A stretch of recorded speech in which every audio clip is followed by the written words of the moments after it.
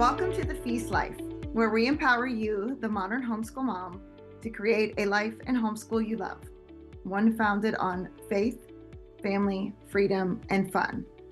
I'm your host, Julie Ross, creator of the award-winning homeschool curriculum, A Gentle Feast, and a certified Christian life coach.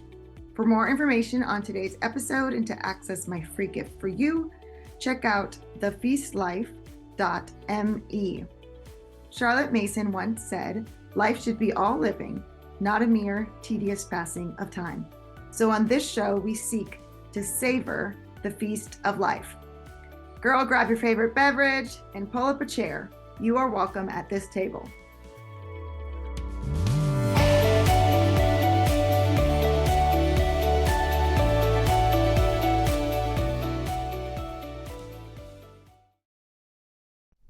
Hello, welcome to today's episode of The Feast Life. So what if you could turn your child's biggest blunder into a belly laugh and maybe even a taco? In this heartwarming and joy-filled episode, I sit down with children's author and illustrator Eliza Kinkz to talk about her delightful new picture book, Miss Taco. We dive into how embracing mistakes, playing like a kid again, and sharing stories around the table can unlock healing, creativity, and connection for children and parents alike. Whether you're looking for a fresh perspective on family life or just need a reminder that you don't have to do it all, this episode will leave you smiling and probably craving some Mexican food. So grab a tortilla or some chips and guac and come join us for today's episode. Hey everyone, welcome to The Feast Life. I'm your host, Julie Ross, and I'm here today with Eliza Kinkz, children's author and illustrator, and we are going to be talking about her new book, Miss Taco, today. Did I say that one right? Yep, Miss Taco, perfect. Miss Taco, yes, I love that. So fun. Thank you so much for being here. Oh, thank you for having me. I'm super excited to be here. If people are watching this on YouTube, they will get to see your amazing illustrator space. Definitely can tell that's what you do for a living. So fun. So I'd love to hear a little bit, like, how did you start illustrating children's books and then write your own? What was that journey like? I've always been a storyteller, like since a kid. Like I loved to listen to the stories my family would tell around the table, and then I would tell my own versions of the stories again to like them, and they'd be like, "The story sounds familiar." I got a great one. Just listen. Exactly. And then when I got to school, actually in kindergarten, they had an activity. A lot of times the kindergarten teacher, because they're managing like a large number of kids, they'll have different activities going on. So it's like, and then they'll have rotation. So like maybe today you'll be doing like playing at the kitchen. This table will be like doing some math worksheets. And one of the tables that week was make your own book. Like my teacher had folded some pages in half and just set them out and write your own story. And I did that activity the first Monday and I like loved it. I just remember just feeling it. I was like, I could do this all the time. That's awesome. And so I did. You're supposed to switch the next day. You're like, nope. I just stayed at that table all week. And of course, it's easy to miss that when a kid's being nice and quiet, really into what they're doing. Yep. It's easy to miss that until you get to the end of the week and I'm supposed to have 5 different projects. And instead I have 5 different picture books. That's awesome. And I love it. It kept that love of it. And the teacher, I shouldn't mean to discourage it, but she's don't do that again. Right. And then I think I took it to mean, I don't know, maybe I shouldn't do this too much. And then, but so it's funny. It's like I did art as a kid, but I went away from making picture books for a long time. Wow. And I went to animation, but it's still the storytelling thing. Like after high school, I did animation and did my own animation films. And I went to UCLA and continued making animation films there and went to work in the industry, but I just was never comfortable. It's like when you don't feel at home, Yeah. you don't feel like you fully belong. And so when I had kids, I became completely, like many parents, completely brought back into the world of picture books. And like you're surrounded, you're reading them all the time, and you're reading them on repeat as well, because kids will have their favorites and you start memorizing them. And I was just like, I'm loving this format. And I'd always, when I was in animation, I'd always look at picture books and think to myself, why can't animation look like picture books? And it never hit me until once I had my baby, which that causes everything, right? That causes Right. everything to switch. Once you have a kid, everything like, It all changes, yes. yeah, all changes. It's like your brain like flips over inside. And so I was like, oh, this is what I should be doing. And I was like, this is way easier than spending 3 years on an animation studio, doing a picture book. And but they are deceptively easy. Looking like you think Mm, it's easy, but it's one of the, I think it's one of the hardest art forms to do is picture books, really? because you have to be so perfect with 32 Mhm. pages. It's like any mistakes immediately glaring, like any Mhm. words that aren't fitting in Mhm. immediately, and anything that's flowing, not flowing right. It's Yeah. just, you can tell because there's books that you don't mind rereading, but there's books that you definitely do mind rereading as a Right. parent. You're just like, please don't choose this book again. Oh, I don't know where that one went. What? What I know, book? exactly. You like try to hide it. I love that. Thank you so much for sharing that. I think it's really encouraging for my audience of homeschool parents to hear that because, and I feel like this happens sadly very often. And again, our teachers aren't trying to discourage us. I'm sure your kindergarten teacher wasn't trying to discourage you, but in our little egocentric little children minds, we take things to heart so much, right? And it can be so discouraging when you feel like something where you found something that just is passionate and lights you up. But that's so cool that you were able to see that as an adult and go, okay, I'm not going to keep going down the path that I have been career wise that isn't as life giving as it could be, and find something that brought you joy as a child. I love that. I think that's just really inspiring. And I think it's really fascinating what you said about picture books being one of the hardest art forms because I use a lot of picture books in my curriculum. I love picture books with little children. We're so blessed to live in a time where we have these picture books Oh yeah. that we can tell these amazing stories through words, but also through illustrations for little kids. So, as you went to go write your own book, so you're not just illustrating someone else's words, what was the artistic process of melting a story, but then also visualizing it for you? Was it more or less difficult to do your own? It's interesting because some illustrators, like it really depends. Like I do believe all illustrators have stories in them, but I feel like I came from a place of always words and pictures were always with me. And so Mhm. I was always writing and illustrating at the same pace, which I think ended up being a longer journey to get the images and words out of my head, because when you're, it's like you're doing two things at Yeah. once. It's like easy to be really good at one thing if you're just focusing on one thing, but if you're focusing on two things, it's a slower journey, I believe. And so when I was doing picture books for this one for Miss Taco, like I'd already written a bunch at that point, and then I ended up hooking up with a really wonderful literary agent, and we worked together for 2 years on the story. Wow. And before that, I would, I just would be so in love with whatever I made. I'd be like, this is perfect. It's like, why improve on the wheel? It's really great. I just like super high confidence, which is great for for putting yourself out there, but Absolutely. not so great for improvement. And so he would actually be like, let's change this, or what if we take this out, or this thing isn't feeling right here. And so I would be like, I'd be like, at first, you don't know anything. And then, but say that to myself. And then I would go back and I would redo it. And I kept doing it again and again. And the experience was amazing too, of not being scared to toss out something that you're in love with. It could be holding something else back.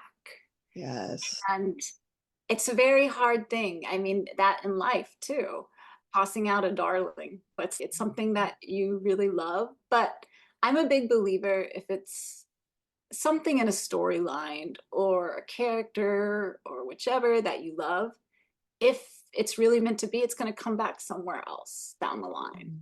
It may not be the next book. It may be like 5 books down the line, or it may not come back. It may be, maybe it goes out there in the wind and it's Yeah. somebody else's idea. Somebody else knows how to use it in a better way than you could have ever imagined. And so I think that was a real gift that my literary agent gave to me, is learning not to be precious with my books.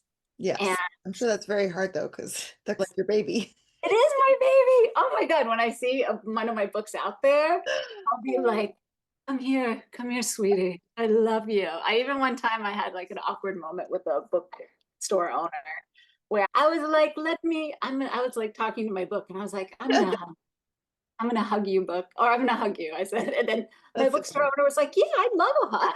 Oh, I was like, okay, I'll give you a hug too. And then I'm gonna give my book an even bigger hug.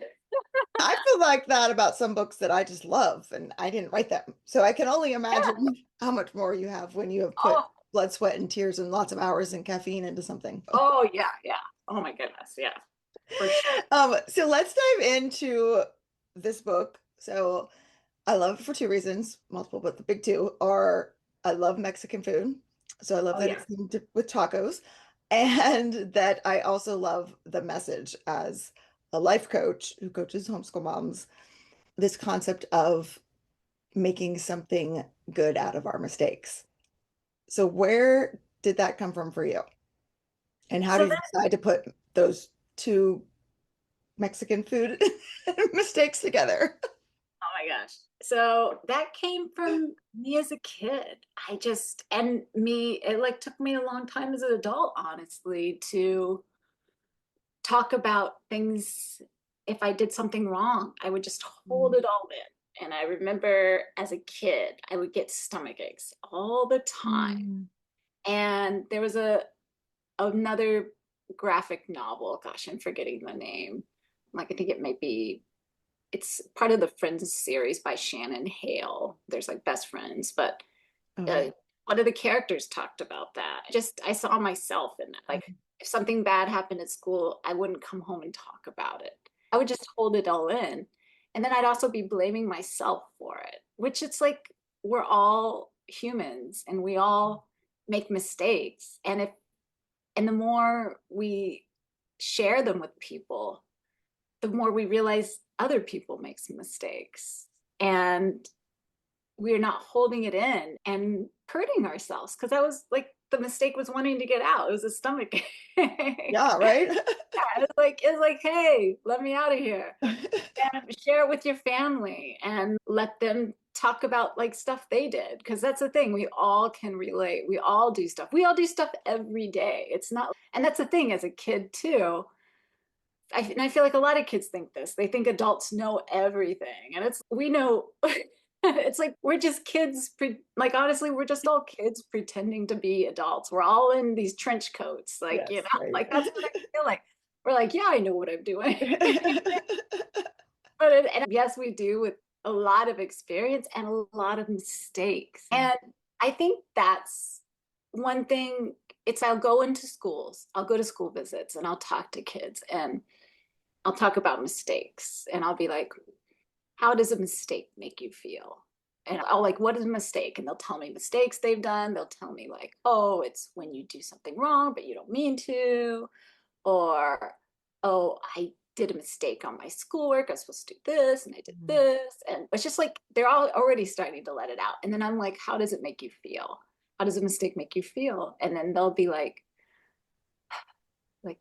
sad, mad, and just the mood will suddenly turn somber, like from it being a really joyful mood just a Yeah. second ago. And then I'll change it immediately. And I'll be like, after that, like these moments, I'll be like, what's a taco? And then the mood just goes through the roof all of a sudden because everybody's excited to tell me what a taco is, what their favorite tacos are, how they like their tacos, how many tacos they ate, how many they've dropped on the floor. Like it just goes like all over the place with the kids. And then I'm like, how does a taco make you feel? And then all the kids are like happy, this, full, hungry, Yeah. and they're all excited again. And then I'm like, what happens when we put a mistake with a taco? And I think that's magic right there because all the kids are like, it's like the taco basically eats the mistake Yes. because, and that's been such a wonderful thing is seeing how something that brings you such joy in life can make something that you feel shouldn't bring you joy a joyful thing. And so I'll be like, well, what are you going to say when you make a mistake? Or what do you say when you make a mistake next time? You're going to say, like, all the kids are like, I'm just going to say, I want a Miss Taco. You know? And it's like making a mistake, but in a way, it's rewarding that you tried. Yes. And I think that's a very great lesson or message for kids, Oh, really. absolutely. Absolutely. Because it's something that gets trained out of us. When you're little, you take steps and you fall down and you mispronounce words, and everybody's great job, keep going. But then suddenly you get to an age like you at 5 and you make a mistake in school and it's, you're wrong. That's not correct. You shouldn't have Yeah. done that. And then you get afraid to even try things because you might make a mistake. As Yeah. opposed to little kids, that's all they're doing is trying, and that's how they learn. As humans, that's how we learn. Kind of like you with your editor and your illustrating editing process. It's not like you turned out the version that you just showed me on the first try.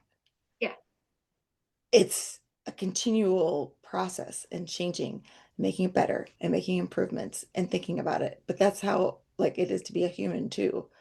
But we don't allow ourselves to make that because then we do experience the embarrassment and the shame and the sadness because we feel like we shouldn't make those.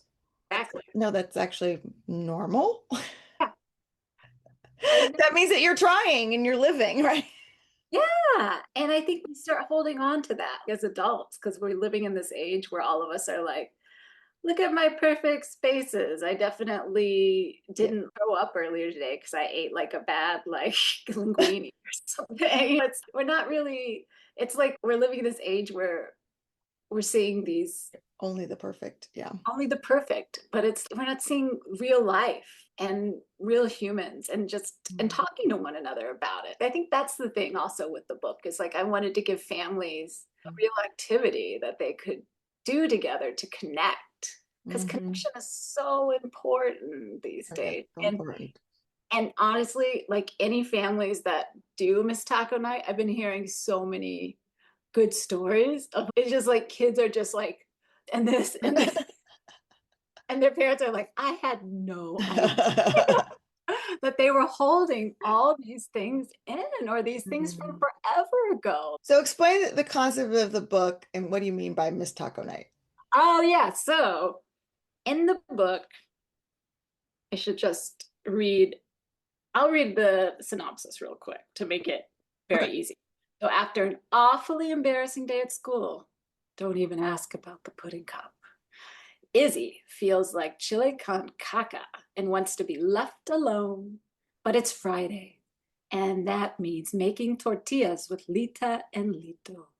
Only, ugh, the tortillas won't roll out right, and Izzy's frustration builds with each mistake until tears and the truth come gushing out.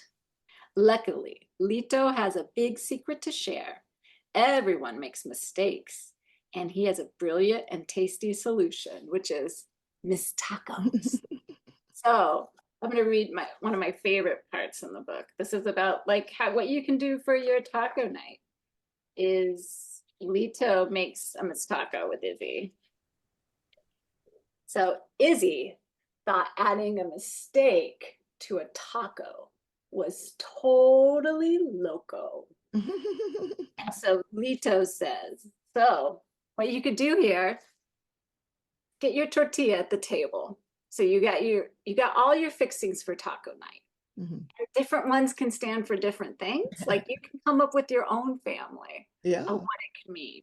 So first the tortilla, the base of the steak, and then you can scoop some frijoles. I call them fearless frijoles. Fearless, and because you're showing you're fearless by sharing your mistake, right?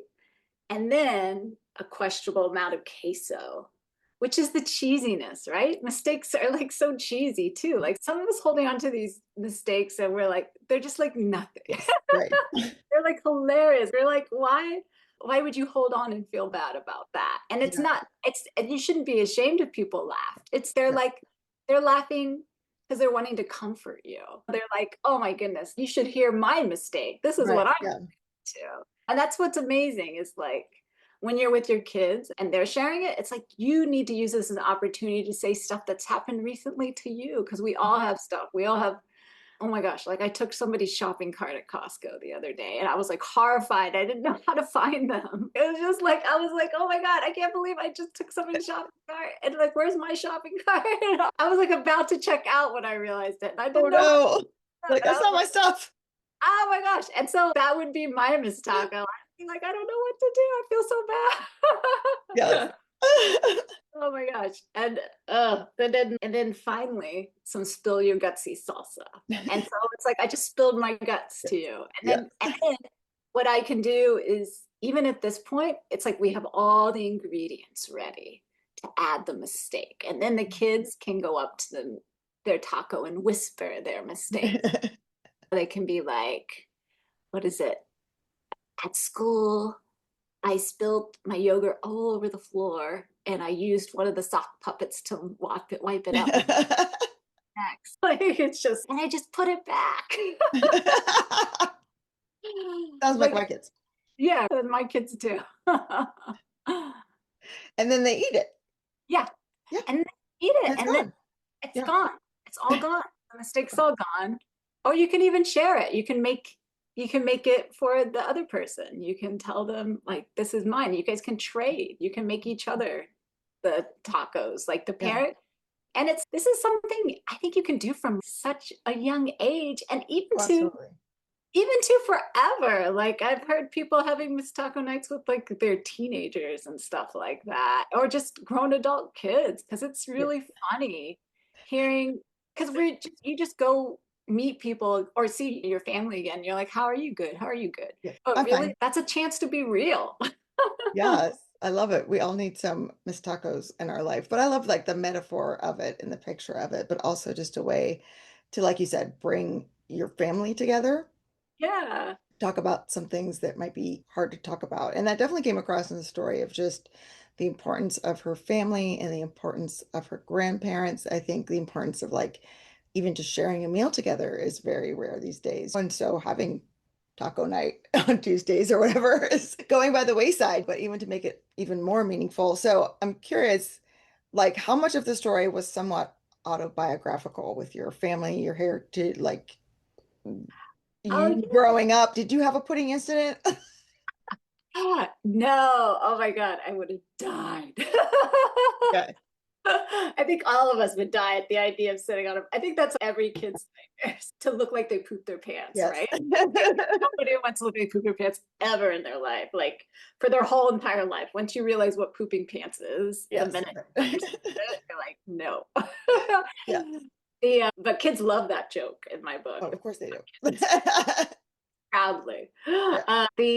So a lot of this is based on like my family, but it's like the story's completely made up. Yeah. But it is based on, like I said earlier, of how I would hold in my mistakes and how I wish I'd been brave enough to share them when I was a kid, Mhm. or had a way like this, like a tool like this to feel comfortable sharing, where I could hear other people. Because when you hear other people sharing, it makes you feel braver. It's like the first people Yeah. to do and raise their hand in the classroom. It's like everybody gets braver and then till everybody's raising their hands. Mhm. And I would make tortillas. That's definitely true. Oh, this is a very good one. So that's what the whole basis of Miss Taco was. My Lito and would be on the side while my Lita and I were making tortillas together. And usually I was the one rolling them Okay. because she had arthritis because of rolling so many Yeah. tortillas. You're rolling tortillas like 3 times or more a day from like the age of, I don't know, 2 or something. It's like you're going to develop arthritis. So I don't roll tortillas that much. I have to save my hands for my art. But my Lito would be on the side because I was little and I would just roll all these weird shaped tortillas. They know, and they're still to this day. I cannot roll around tortillas. And my Lito would That always, sounds very challenging. yeah, it's very challenging. And so I would just, it would be all different shapes. And he'd be like, don't worry, Mamita, I will eat that mistake. And he's, I'll eat that mistake too. And really, he was just trying to get away with eating as many tortillas as possible. Like, that's really was his goal. Yes. But it always So they stayed. did call you Mamita, like the girl in the Yeah. book. Okay. Yeah. And so they would, and yeah, and he would, but that stayed with me, the mistake thing. And I always thought that was very funny. And so when I started writing this book, it was based on those memories. And then from Spanglish, the word Miss Taco came about. And I was like, this is such a good word because it's also like my taco if you Okay. take Spanish. Okay. Then, but then it's so it's like mistake plus taco. And it just sounds like a word that's been waiting to come into like our culture, like here in America, of just it just sounds like the perfect word to celebrate Yeah. when something goes wrong with something. It's cheers, like a taco cheer. I did this, cheers, I My crunch. daughter works at Domino's Pizza and she gets to eat a lot of Miss Pizzas. Oh, I bet. Oh my Anytime God. someone makes a mistake, like we're always excited when she comes home from work because we're like, what you got? Oh my God. I'll have to write that down. That All the sounds Miss amazing Pizzas we get. The because I've actually next talked one.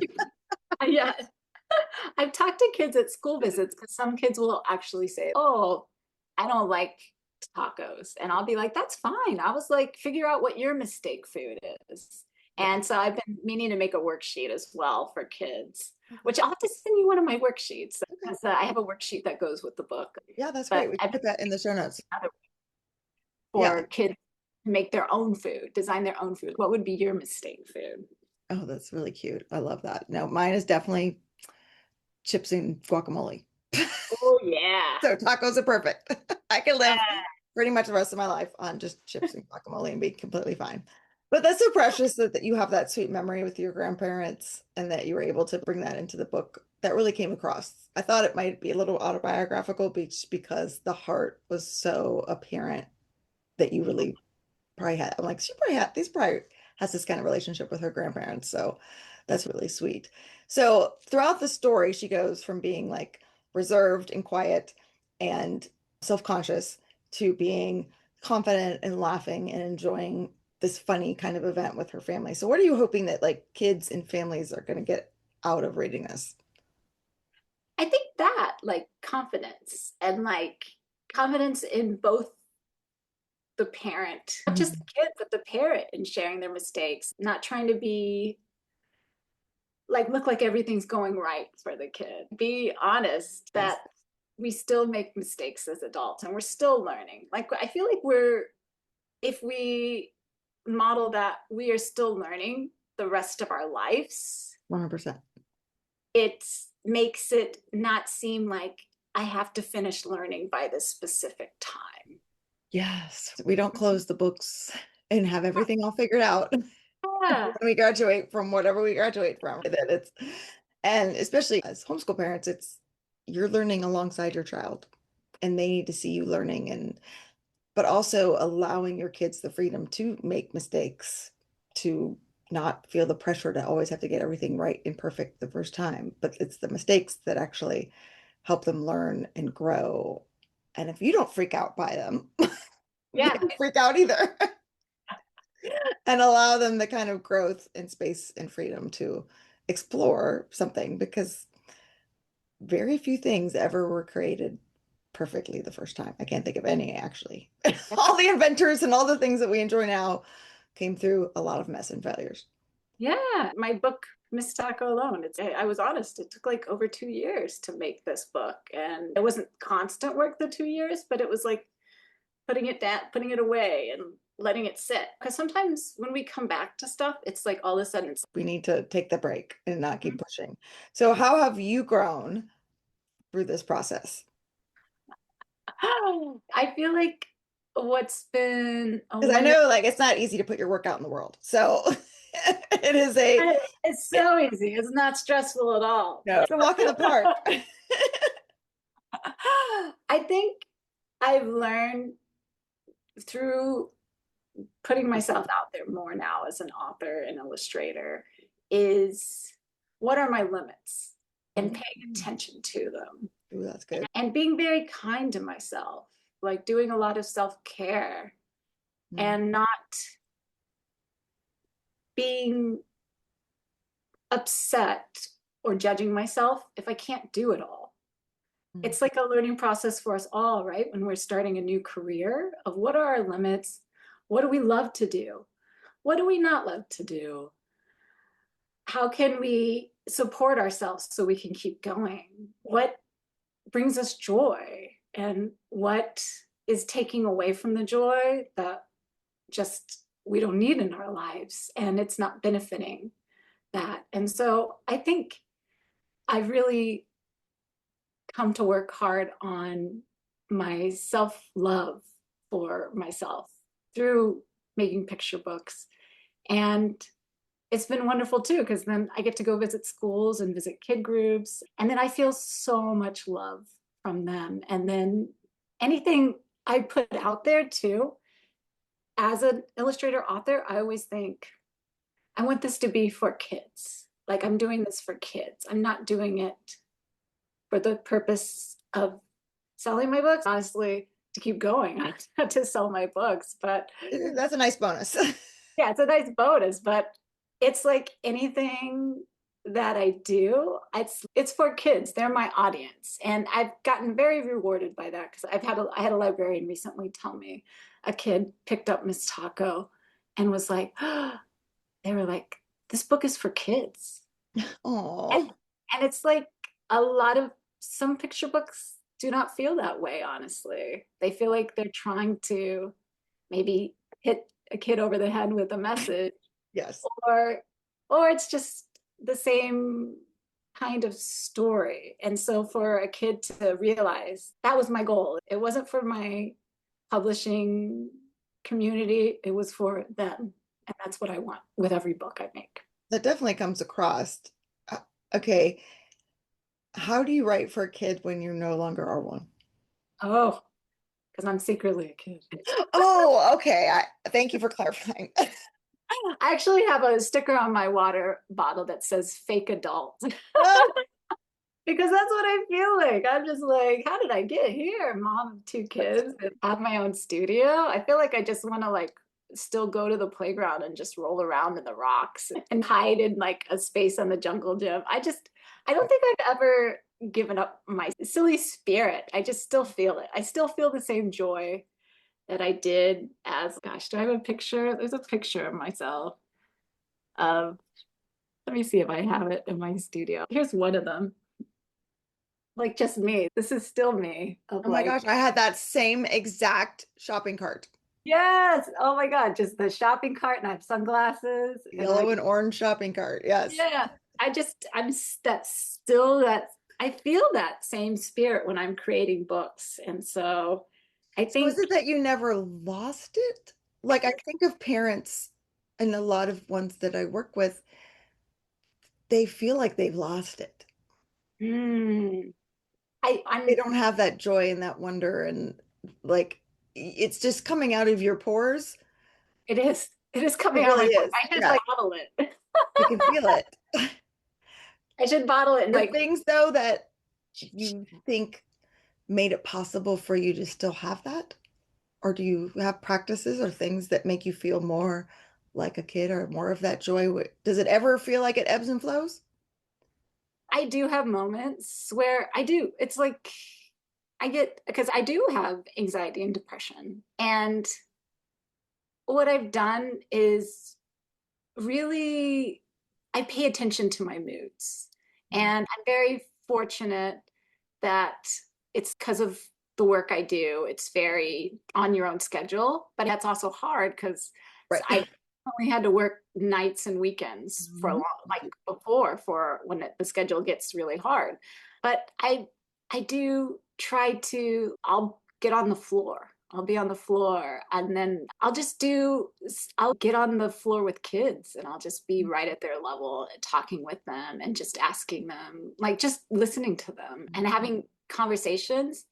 And I have the same respect for a 2-year-old's opinion as I do my like a 45-year-old's opinion. Yeah.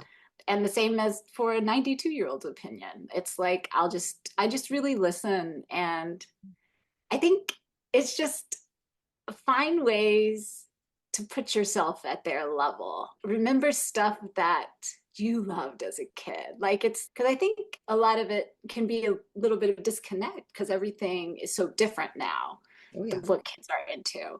And so maybe get out a Barbie doll and brush its hair.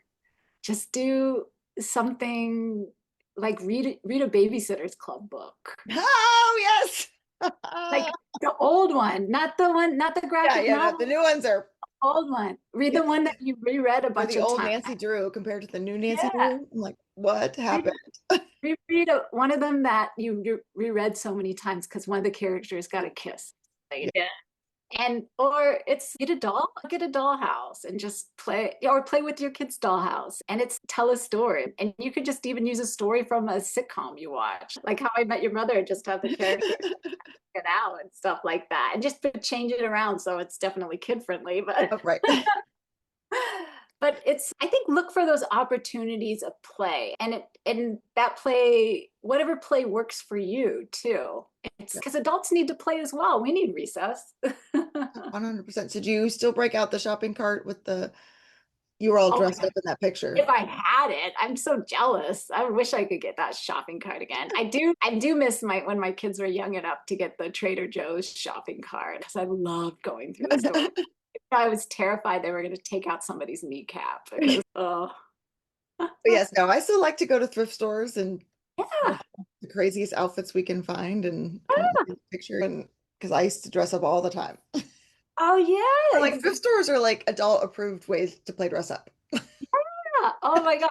They're so good. Oh, But we need to find that. And as adults, it can be so hard. But I think that's why your book is so great, because you could tell like you are thinking like a child, and the pictures and the way you put the words on the page, but this is how a kid would write, and this is what a kid would how they would feel and where they would put themselves. And after working with lots and lots of children, I definitely see that. Oh, yes, you got into their head. So I was wondering how you did that. oh, and you know a thing too is I actually volunteer. I mentor at a local elementary school. Okay. I think getting into a kid's space, like of Mhm. some sort, is a really big thing too, to remembering how to play. Because you're around kids that are just like, kids are like skipping in line or just, and it doesn't have to be that. It's just like figure out something that works for you. Yeah, I know. I think that's great. And I think a lot of, obviously they're homeschooling, so they're with their kids, but you can be with your kids and you're doing laundry and they're playing, or you're with your kids, but you're thinking about the 55 million things you need to get at the store and you're missing out on the playing. And so it's, do you allow yourself to skip with your kids when you're going into Trader Joe's? Like, do you allow yourself to stop doing the dishes because they're playing with these dolls and that looks really fun, even if it's only 30 seconds? It's not like we think, oh, if I stop doing this, the dishes will pile up and overtake the house. It's like they're still going to be there. The 30 seconds, you're still going to get those finished. But in that moment, you can reconnect with a part of you that I think a lot of us lose. Yes. Oh my gosh. So true. Yeah. Skip everywhere, everybody. That's my advice. Skipping makes everything better. And then when you come back, make a Miss Taco and talk about all Oh the my things God. that didn't go well. Perfecto. Perfecto. Awesome. So, what kind of words of encouragement would you like to close with today? I would love to hear what you would tell my people. I think take care of yourself because it's tough raising a kid in this world. And I think we as moms often forget to take care of ourselves because we're so focused on taking care of everybody else. And so if you're packing the kids a snack, make sure to pack yourself a snack too.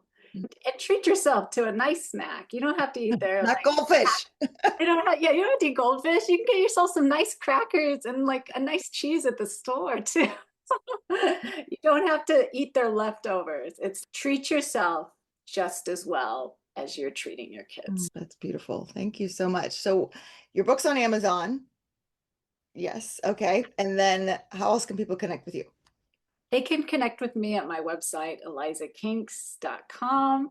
And I'm also on Instagram, Eliza Kinkz. I've been very lucky that I've managed to keep my social the same at most places.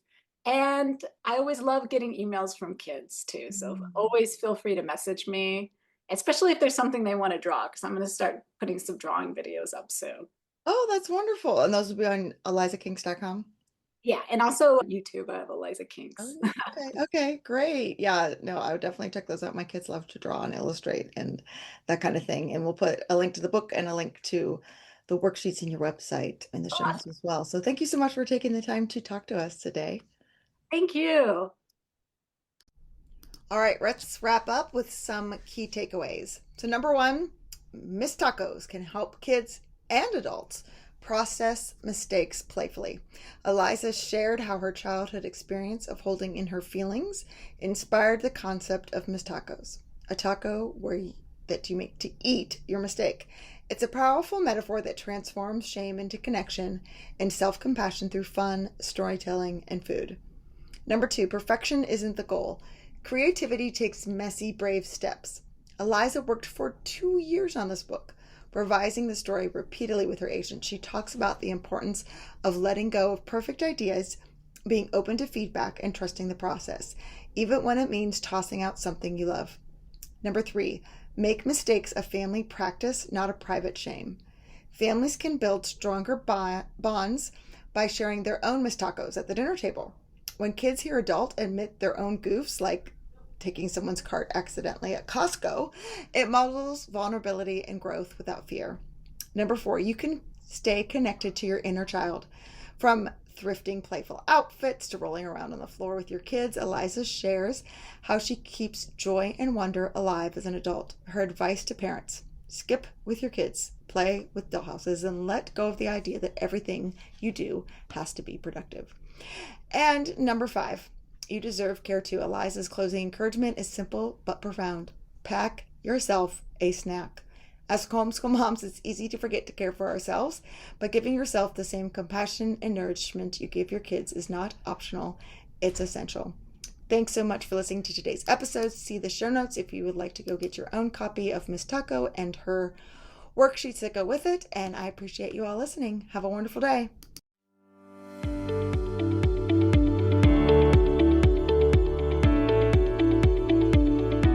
Hey there, Julie Ross here. I just wanted to say thank you for listening to today's episode.